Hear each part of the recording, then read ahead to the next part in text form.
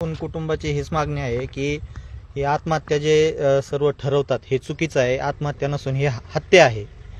जे की आनंद गर्जे आरोपी याने आईला आणि मुलीच्या वडिलांना फोन करून सांगितलं। अगोदर सुसाईडचं कारण सांगितलं, औषधाचं सांगितलं, नंतरून वडील जेव्हा म्हणले फोन तिच्याकडे द्या तर त्यानंतर त्यानं फोन कट केला। फोन कट केल्याच्या नंतर आईला फोन करून डायरेक्ट सांगतो की तुमची मुलगी फाशी घेऊन माझ्यासमोर आहे, मी हॉस्पिटलला आहे। एकतर हा सुशिक्षित आहे, पीए स्वतः पंकजाताईचा, याला हे माहिती असावं की फाशी घेतल्याच्या नंतर ऑन स्पॉटला पोलीस डिपार्टमेंट बोलून पंचनामा केला जातो आणि त्यानंतर जे काय असेल ते कायदेशीर कारवाई आणि हॉस्पिटलला नेलं जातं। फाशी घेतली असती तर ही यांनी याच्याकडे फोटो पाहिजे होते। दुसरी गोष्ट आमचा सरळ दावा आहे की याने याच्यामध्ये भांडण केलं, भांडणामध्ये यांनी तिचा गळा दाबलेला आहे। गळा दाबला जेव्हा बेशुद्ध वगैरे पडली असावी तेव्हा यांनी भीतीपोटी हॉस्पिटलला घेऊन गेलेला आहे। हॉस्पिटलला घेऊन गेला, तिथं मृत घोषित केला असावं तेव्हा हा पळ काढलेला आहे याने। आणि हा खोटं बोलत आहे। 31व्या मजल्यावरून 30व्या मजल्यावर आलो वगैरे, जर 31व्या मजल्यावरून 30व्या मजल्यावरून जर बघितलं असता 350-400 फूट खोल दिसतंय, डोळे फिरतात माणसाचे। हा सरळ खोटं बोलतोय।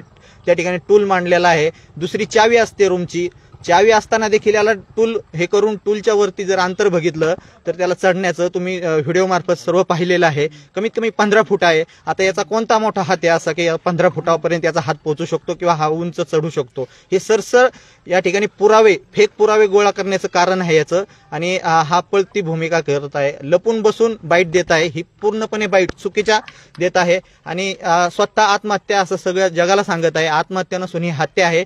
पॉलिटिकल दबावपोटी मीडिया असो, पूर्ण घरचे असो, आम्हाला कोणी दबाव टाकू नये। रीतसर पोलिसांनी सुद्धा याच्यावर चौकशी केली पाहिजे आणि चौकशी ही सीबीआय किंवा SIT मार्फत ही करण्यात यावी। दुसरी गोष्ट, आनंद गर्जे हा एवढा मूर्ख माणूस असेल म्हणून आम्हाला कधी वाटलं नव्हतं। कोणत्याही लेकीबाळीचं चांगलं व्हावं हे ग्रामीण भागात आमच्या आईवडिलांना वाटते।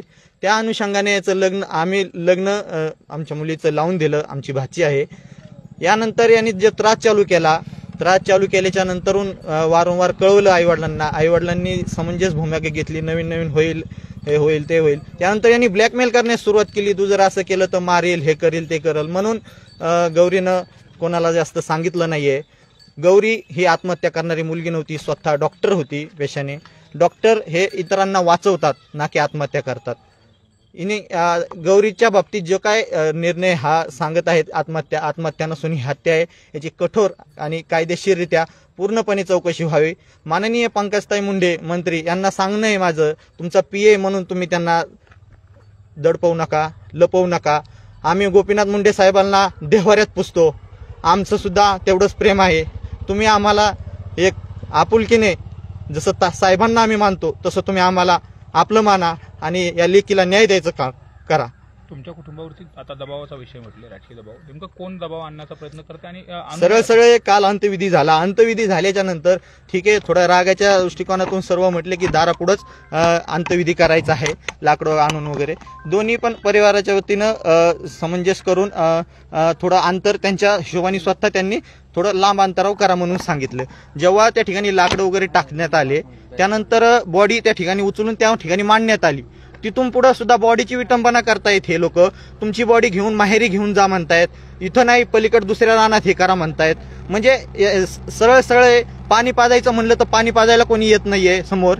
आणि या ठिकाणी 4 तास आम्हाला अक्षरशः त्यांनी सर्वांनी त्रास दिलेला आहे।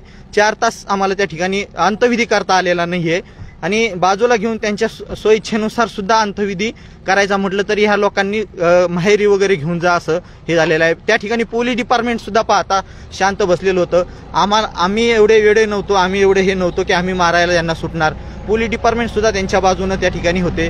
त्या ठिकाणी आम्हाला कसलाही 3.5-4 तासामध्ये हे नाही। अंजलीताई दमानी यांना जेव्हा व्हिडिओ कॉल वगैरे करण्यात आला त्या ठिकाणी तिथून SP साहेबाला वगैरे कॉन्टॅक्ट वगैरे झाले, तिथून पुढे ही बातमी आणि त्या ठिकाणी कॉल गेल्याच्या नंतर आम्हाला त्या ठिकाणी अंत्यविधी करण्यात आला। आम्हाला अक्षरशः खूप काही त्रास झाला। त्या लोकांनी जी वागणूक दिली ही अतिशय चुकीची वागणूक आहे। गौरीला जिवंत असताना तर अन्याय हे तो झालाच, परंतु मृत्यू झाल्याच्या नंतर सुद्धा ज्याप्रमाणे त्यांनी वागणूक दिली हे खूप वेदनादायक आहे आमच्यासाठी। मात्र हे सगळं होत असताना आता जो तपास चालू आहे त्या तपासावरती तुम्ही समाधानी आहात का? नेमका काय मागण्या असणार? तपासावर आम्ही कसलेही समाधानी नाही आहे. आमची सरळ सरळ मागणी आहे SIT चौकशी व्हावी.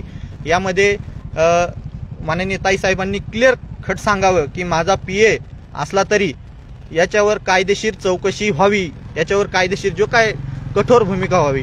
मानसपुत्र वगैरे मानला तर तुम्ही ही मानस सून आहे तुमची, तुम्ही स्वतःची सून म्हणून स्वतःची मुलगी या ठिकाणी समजून तुम्ही जो काय असेल तो निर्णय घ्यावा. PA येतील जातील भरपूर होतील, परंतु आमच्या लेकीला न्याय कधी मिळेल? जर तुम्ही दाबून हे प्रकरण कोणी ठेवू नये, दाबून ठेवलं तर अशा कित्येक लेकी बाई ह्या गोरगरिबांच्या जातील, याच्यावर कोणी बोलायला तयार होणार नाहीये. मात्र पोलिसांनी जो सुरुवातीला तपास केला, जो पंचनामा केला, नेमका आक्षेप तुमचा कुठल्या आक्षेप आमचा सरळ सरळ आक्षेप आहे की ही आत्महत्या नसून हत्या आहे. स्वतःहून सांगतोय अनंत गर्जे की सुसाईड केली, त्यानंतर सांगत आहे की फाशी घेतली. म्हणजे हे जो ठरविल ती पूर्व दिशा का, न्यायालय काय, ते सुद्धा सर्व बोलताय आत्महत्या नसून ही हत्या आहे, मृत्यू आहे आकस्मिक. याचं कारण काय हे पूर्ण उघडकीत न येता आत्महत्या कोणी बोलू नये. ही आत्महत्या नसून ही हत्या आहे. यांनी स्वतः काही पण सांगतोय आत्महत्या वगैरे. हा स्वतः होता तिथं ना आम्ही होतो नाही तर कोणी होतं. आत्महत्या आहे म्हणण्याचं काही कारण नाहीये. ही हत्या आहे आणि यांनी आत्महत्येचं कारण स्वरूप देत आहे. हा सरळ दोघांच्या वादामध्ये आत्महत्या झाली काय हे घेतली किंवा फाशी जर घेत असेल तर इथं पूर्ण वळ दिसते, छातीवर अंगावर डोक्यावर मार नसता दिसला. सरळ त्यावेळी यांनी मारहाण केली, तिला दाबलं गळा वगैरे, आणि जेव्हा बेशुद्ध अवस्थेत वाटलं तेव्हा यांनी उचलून हॉस्पिटलने नेलं, परंतु त्या ठिकाणी तिचा जीव गमावलेला असल्याने यांनी पळ काढला. मग कुटुंबाला सांगितलंय ही आत्महत्या नाही, ही आत्महत्या आहे.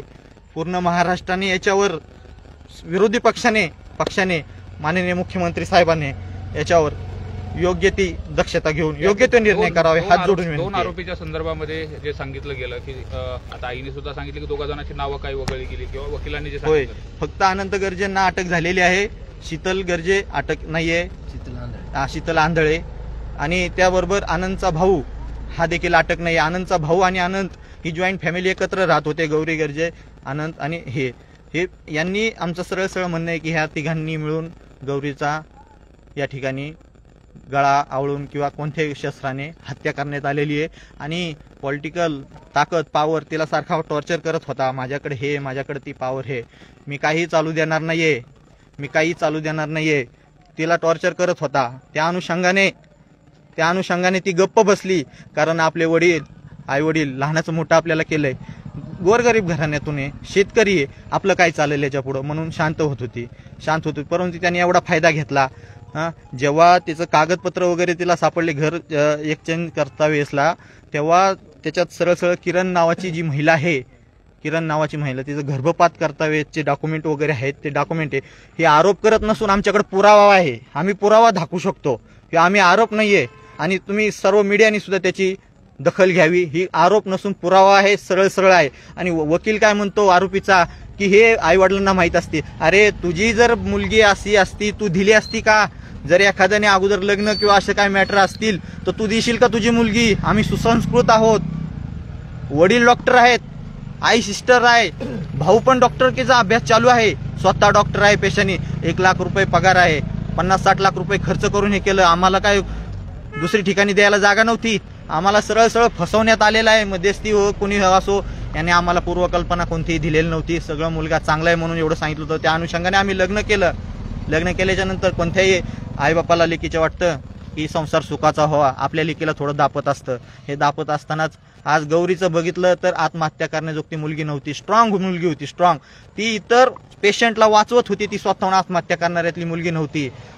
जेव्हा तिने ड्युटीवरून आली 1 वाजता, तिथून पुढे तिने स्वतः डबा वगैरे सुद्धा घेऊन ही स्वयंपाक करण्यासाठी फळभाजी वगैरे घेऊन आली होती.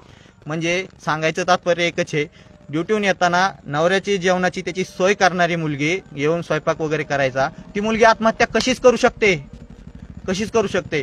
हे सरळ हत्या आहे आणि हे पूर्णपणे दाबण्याचा प्रयत्न होत आहे. हत्या आहे, आत्महत्या कोणी म्हणू नका.